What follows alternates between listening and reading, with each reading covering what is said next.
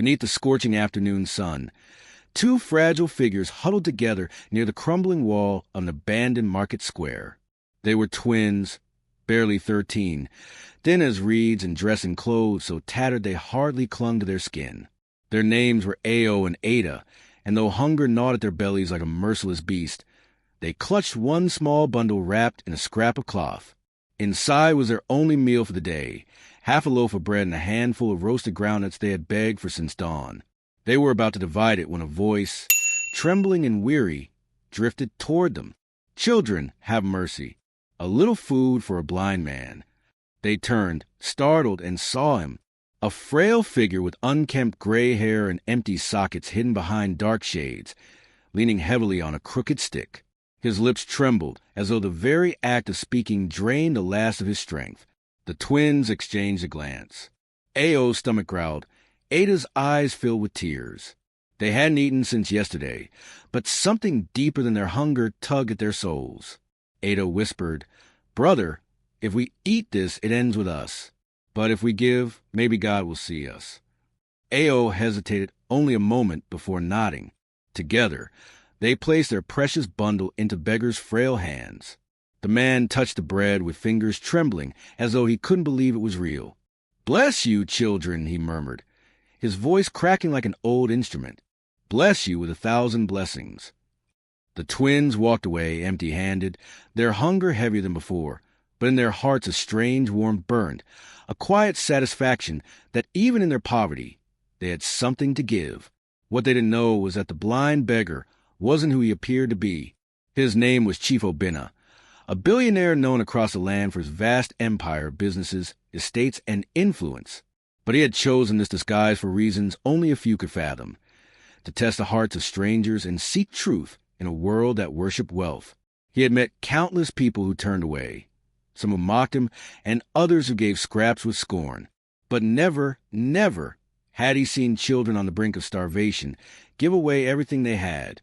That night, as the twins lay on a piece of cardboard on the bridge, shivering in the cold, the sound of distant traffic above their heads, they spoke in whispers to keep despair at bay. Ada imagined a day when they would have enough food to share without pain, while Ao promised he would one day build her a home where rain never leaked through. Neither of them knew that destiny had already shifted beneath their feet. Far across the city, in a mansion glittering with chandeliers and guarded gates, Chief Obinna sat in his study. The half-loaf of bread and the roasted nuts lay on a golden plate before him, untouched. He stared at them as if they were worth more than all the jewels locked in his vault. For the first time in years, tears slipped from behind his dark glasses. "In the midst of nothing," he whispered to himself, "they gave everything." The next morning, the twins were awakened by the growl of a sleek black car pulling up near the bridge. They sat up, blinking against the morning sun, and saw men in crisp suits stepping out. For a heartbeat, fear surged in them. They thought perhaps they were about to be chased away again, like stray dogs that the city wanted hidden. But then, from the car emerged the same frail beggar, except now he was dressed in the finest of clothes, his face clean-shaven, his posture commanding. The stick was gone. The twins gasped, unable to reconcile what they were seeing. Ao instinctively shielded Ada, but the man raised a hand gently. His voice, though steady now, carried the same warmth. "Children, do you recognize me?" Ada's lips trembled. You are the blind man we gave food to." He smiled, a slow, deliberate smile. "Yes, and I am also much more than that. Yesterday, you gave away your only meal. Today, I will give you a life you never dreamed of." Before the twins could speak, the suited men began bringing out boxes, blankets, and bags of food. The aroma made their heads spin with disbelief. Fresh bread, steaming rice, roasted chicken, things they hadn't smelled in years. Ada's eyes filled with tears as she clutched her brother's arm. But Chief Obinna wasn't finished. He stepped closer, removing his glasses, revealing eyes clouded but not blind, scarred, yet filled with a clarity that pierced their souls. "I have spent my life surrounded by people who bow because of my wealth. But yesterday you showed me what true wealth is. Generosity and poverty, love and hunger. Because of you, I have hope again." He extended his hand. "Come with me. Your days on the street are over. The world around them seemed to blur as the weight of his words sank in. Ao looked at Ada, torn between disbelief and hope. The cold concrete under them, the gnawing hunger inside them. Could all of it truly end here in this moment? The man's convoy waited. The car doors opened, gleaming like portals to another world. The twins' hearts pounded as they realized they stood at the edge of something that could change their lives forever. Ao's small hand trembled as he gripped Ada's. He could feel her pulse racing beneath her skin, just as wild as his own heart. The two of them had lived so long with disappointment that hope itself felt like a dangerous dream. They had seen promises vanish before. The street preachers who spoke of blessings but vanished when hunger struck. The social workers who visited once and never returned. The strangers who gave coins with pity only to mock them when they begged again. But this moment, this man felt different. Chief Obinna extended his hand again, patient, calm, and sure. His voice carried the steadiness of someone who had the power to bend reality, and yet was humbled by the innocence of two starving children. "Fear not," he said softly, almost like a father soothing his children after a storm. "You gave me life yesterday. Allow me to give you a future today." Ada's eyes brimmed with tears as she whispered, "But why us? We are nothing no one cares about us." The chief knelt, bringing himself to their level, his fine suit brushing against the dust of the bridge floor without care. "That is where you are wrong. Little one, you are not nothing. In giving, you showed me what kings and queens often forget, that greatness does not come from what we own, but from what we are willing to sacrifice. And because you gave everything, you deserve everything in return." The sincerity in his words cracked to the fortress of mistrust the twins had built over years of hardship. Slowly, Ada reached out, her small hand trembling, and touched his palm. Ao hesitated, his protective instinct raging. But when he saw the softness in the man's expression, he followed his sister's lead. The chief's fingers closed gently around theirs, firm yet tender, as though sealing an unspoken pact. The suits moved quickly, laying out soft blankets, setting down food in bowls that steamed in the morning air. The twins stared at the feast with wide eyes, their senses overwhelmed. Ao wanted to dive in and eat until his belly burst, but something held him back, the memory of yesterday, when they had chosen to give rather than take. He looked at Ada, and she seemed to be thinking the same. They glanced at Chief Obinna, as if silently asking permission. "Eat, children," he said, his voice breaking with emotion. "No more hunger. Not while I live." They fell to their knees before food, their hands shaking as they picked up pieces of bread, warm and soft, unlike the hard scraps they usually chewed. Ada's tears fell freely as she bit into roasted chicken, her body trembling with relief and disbelief. Ao chewed slowly, almost afraid the taste would vanish like smoke. The chief watched in silence, his eyes glistening, as though this was the greatest banquet he had ever witnessed.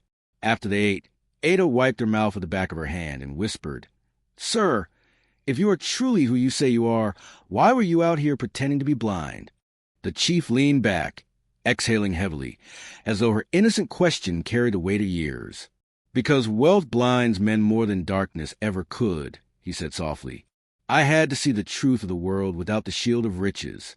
When people know you are wealthy, they bow, they flatter, they pretend. I needed to find hearts that give without expecting, souls untouched by greed. And yesterday I found them in you." Ao frowned, still struggling to believe. "But why test poor people like us? We have nothing." Chief Obinna placed a hand on his shoulder, steady and fatherly. "And yet you gave what you had. That makes you richer than most men I know." The twins fell silent, their young minds turning his words over like pebbles in a stream. For the first time in years, someone had looked at them not as beggars, not as burdens, but as beings of worth. The feeling was both strange and terrifying, as though the ground they had walked on for so long had suddenly shifted. "Come," the chief finally said, standing tall again. "Your place is no longer under this bridge." The men in suits began gathering their few possessions, a ragged blanket, a broken tin cup, scraps of cardboard. Ada clutched at the blanket, reluctant to let go of the one thing that had shielded them from the cold nights. The chief noticed and said gently, "You may keep it. One day, When you are warm and safe, it will remind you of how far you have come. The twins climbed into the car, their bodies sinking into seats softer than anything they had ever touched. Their wide eyes darted to the windows, watching as the city passed them by. Streets they had walked barefoot now gliding past like a dream. Ada pressed her face to the glass, her breath fogging it, while A.O. sat stiffly, trying to hide his awe, though his heart thundered with disbelief. The convoy drove through towering gates into an estate so vast it looked like another world. Lush gardens spread out like carpets of emerald. Fountains danced under the sun, and the mansion loomed like a palace with walls gleaming in the light. Servants hurried forward, bowing to the chief, but their eyes flickered curiously to the two ragged children stepping out of the car. The chief ignored the stares. He placed his hands on the twins' shoulders and guided them up the grand steps. "This is your home now," he said firmly. The twins froze, their feet refusing to move. Ada's voice was barely a whisper. "A home? For us?" "Yes," he said, his tone leaving no room for doubt.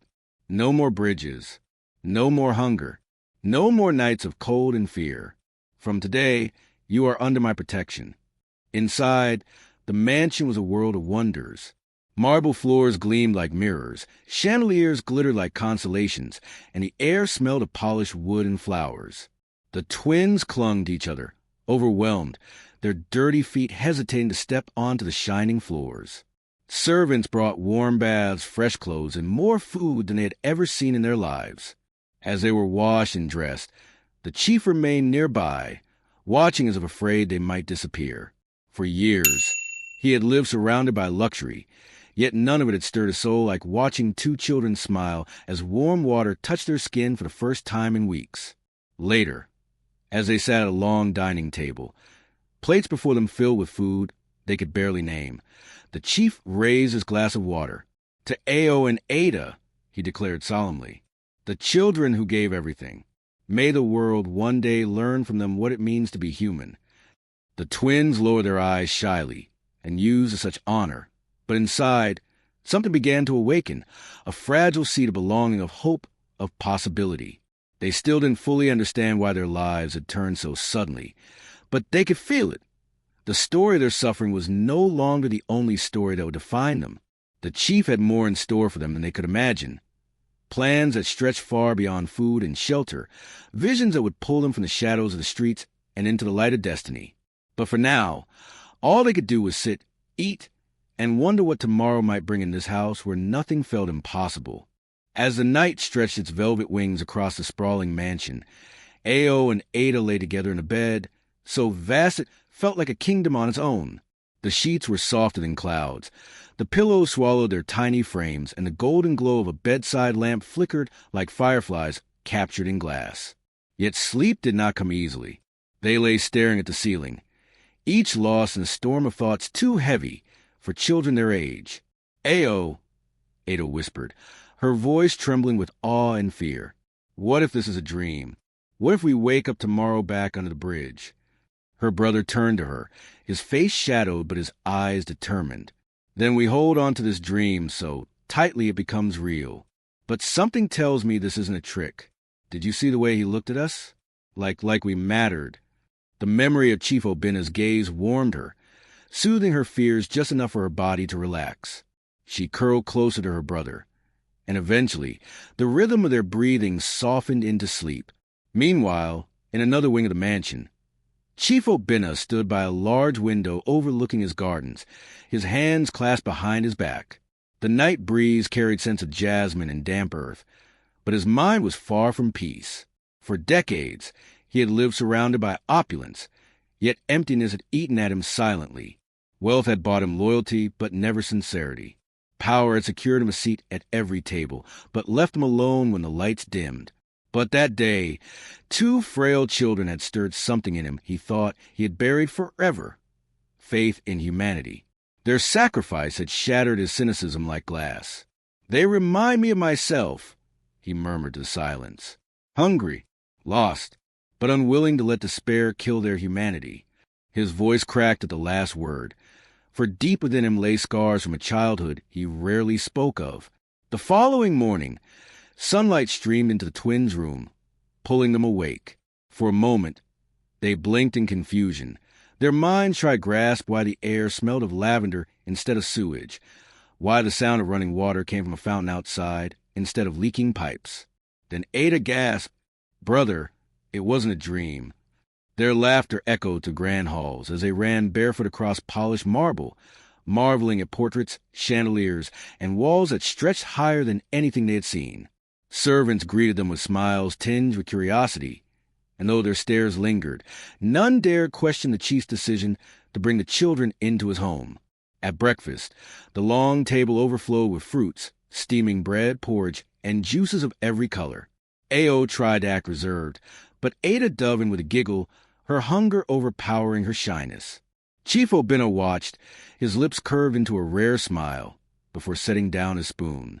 "My children," he began, his voice carrying the weight of intention, "this house is not just stone and wealth. It is a place of beginnings. And I want your beginning here to be one of learning. You will not only eat and rest, you will grow. You will study, play, dream. The world will know your names one day, not as beggars, but as givers, builders, leaders." The twins froze, their mouths full of food, unsure how to respond. They had never been spoken to like this, as though they had destinies beyond survival.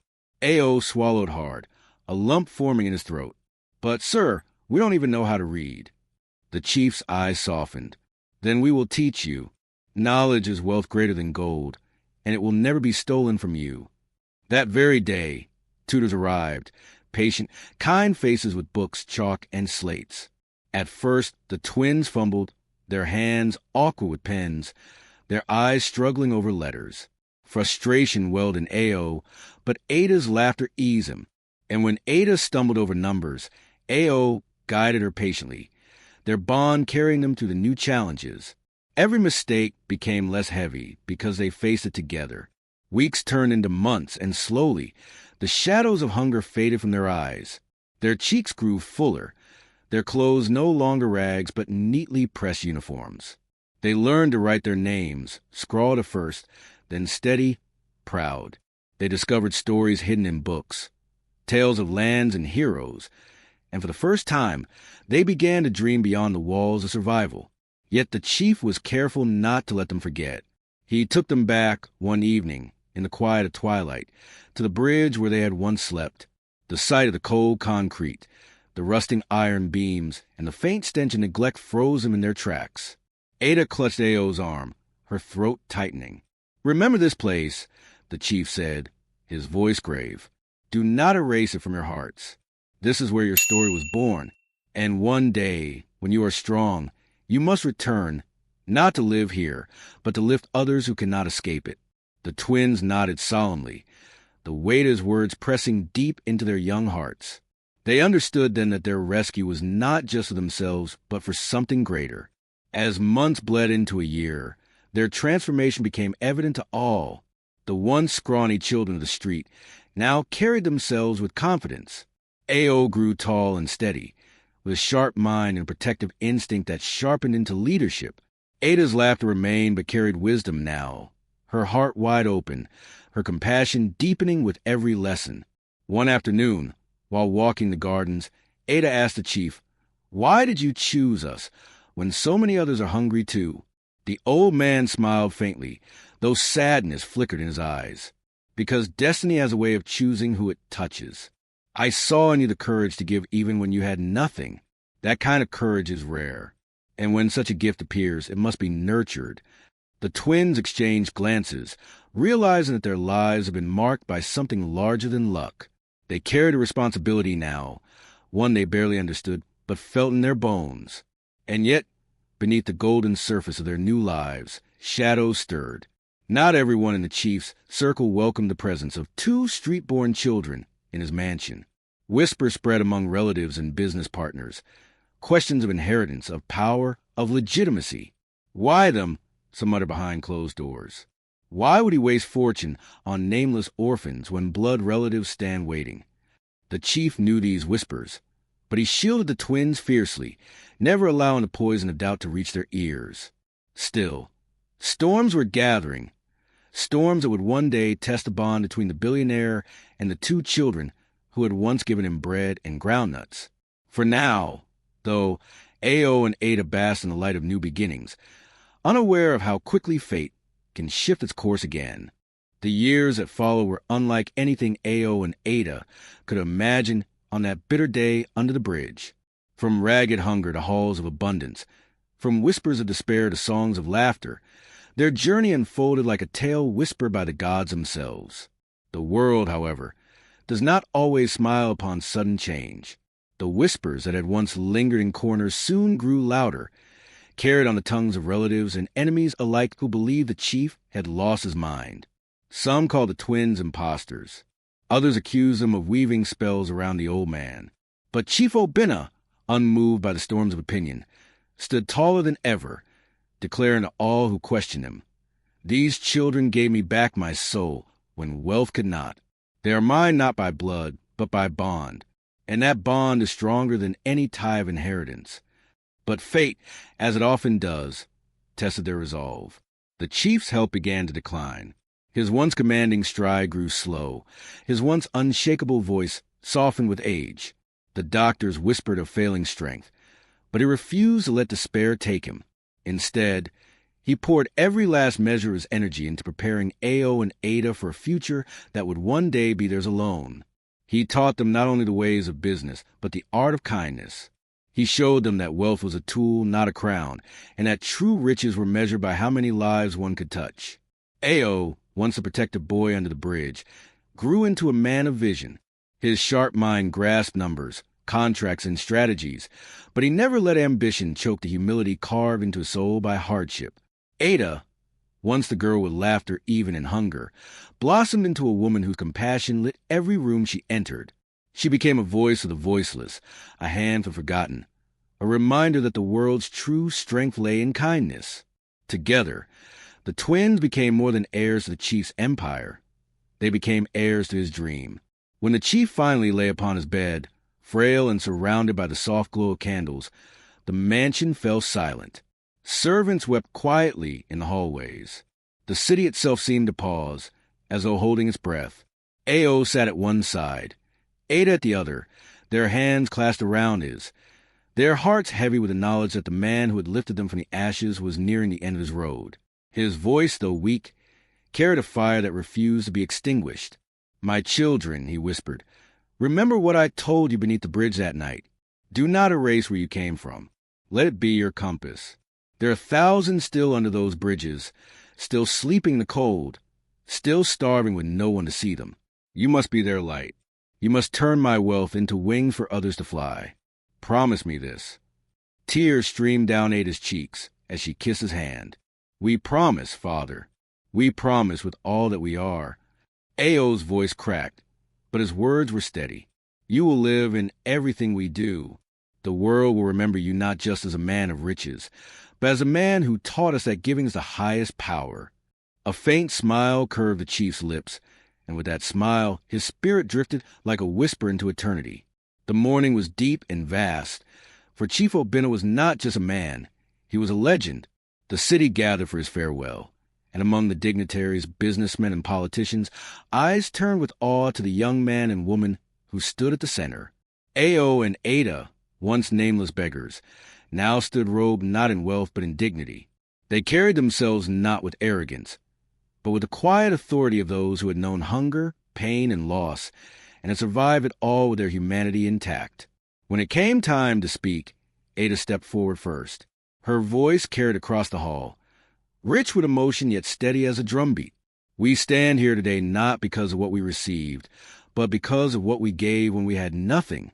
One act of kindness changed our lives forever. And that act was not for Chief Obinna alone. It was for every forgotten soul in this world. From this day, we will continue his mission.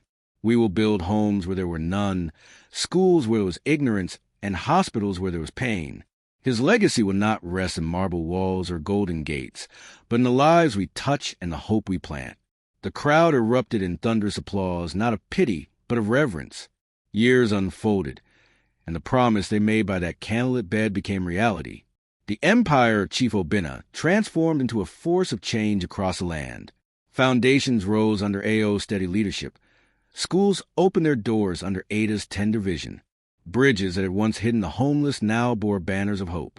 Programs fed the hungry, sheltered the orphans, and gave voice to the silenced. The story of two twins who had given away their only meal became legend, told in classrooms, sung in churches, written in books. It became a parable that wealth is not about abundance, but about sacrifice, that kindness offered in scarcity is more powerful than generosity in plenty. One day, many years later, A.O. and Ada returned to the very spot where it all began. The bridge still stood, weathered and weary, but no longer filled with the same despair.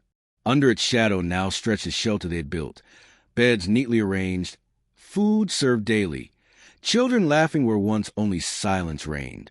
They walked among the people, not as rulers, not as untouchable figures, but as one of them. Ada knelt before a little girl, clutching a stale piece of bread, and smiled warmly. "Do you know," she whispered, "once my brother and I had only this much too, and we gave it away. That gift brought us here, to you. Never think you are invisible. Never think you are forgotten. One act of kindness can change everything." The girl's eyes widened with wonder, clutching the bread closer, as if it had suddenly transformed into treasure. A.O. stood silently behind, gazing at the concrete where they had once shivered in the cold. The memory of hunger still pulsed in his bones, but now it was no longer pain. It was purpose. He lifted his head to the horizon, his heart steady. "From nothing," he whispered to himself, "we became everything, because we never lost our souls." The people began to call them not just the heirs of Chief Obinna, but the children of mercy. Their story traveled across seas, sparking movements, inspiring leaders, softening hardened hearts. Strangers who heard it found themselves pausing in their daily rush, reaching out to the hungry, the weak, the forgotten. And in the quiet hours, when the twins sat together beneath the stars, they remembered the chief, his face, his voice, his final request. They knew he had not left them. His spirit lived in every act of compassion, in every life they touched, in every tear of gratitude they witnessed. They had begun as children who had nothing but a crust of bread and a handful of nuts. Yet in giving them away, they had received the greatest gift of all, a destiny far larger than themselves, a calling that echoed across generations. And so their tale did not end, for kindness has no ending. It only flows, like an endless river, carrying its light into every dark corner it touches.